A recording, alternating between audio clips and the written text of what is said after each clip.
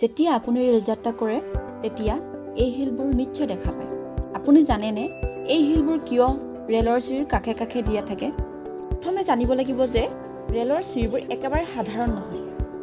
প্ৰতিটো ৰেলৰ চিৰিৰ তলত কংক্ৰিটেৰে নিৰ্মিত এইবোৰ থাকে। ইয়াক স্লিপাৰ বুলি কয়। এই স্লিপাৰবোৰৰ তলৰ অংশত চিৰিৰ কাষে কাষে থকা এইবোৰে হৈছে হিল বা পাথৰ। ইয়াৰ নাম বেলেষ্ট। বেলেষ্টৰ তলত আৰু দুটা লেয়াৰ বা তৰপ থাকে। তাৰ তলতহে মাটি থাকে। সাধাৰণ দৃষ্টিৰে চাবলৈ গ'লে কেৱল সাধাৰণ মাটিৰ ওপৰতে ৰেলৰ চিৰিসমূহ দিয়া যেন বোধ হয়। কিন্তু প্ৰকৃততে ৰেলৰ চিৰিবিলাক বহুতো পদ্ধতিৰ দ্বাৰা ৰেল চলিব পৰাকৈ সাজু কৰা হয়।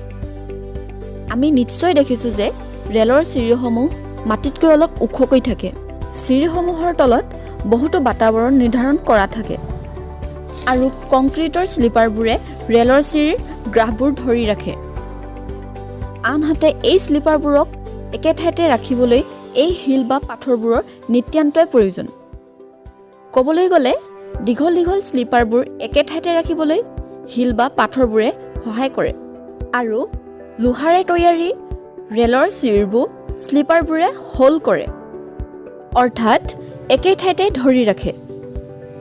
মুঠৰ ওপৰত দুয়ো ক্ষেত্ৰত হিল বা পাথৰবোৰে মুখ্য ভূমিকা পালন কৰে।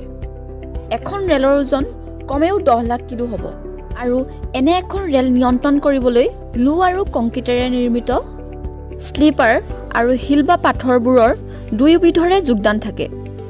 যদিও হিল বা পাথৰবোৰৰ অনন্য ভূমিকা থাকে, কাৰণ এই হিল বা পাথৰবোৰে হৈছে এনে এক বস্তু যিয়ে ৰেলৰ ট্ৰেকবোৰক একে ঠাইতে ধৰি ৰাখে আৰু সেইবাবে এই হিল বা পাথৰবোৰ ৰেলৰ চিৰি বা ৰেল লাইনত দেখা পোৱা যায়।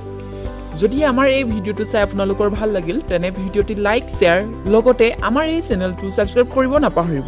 ধন্যবাদ।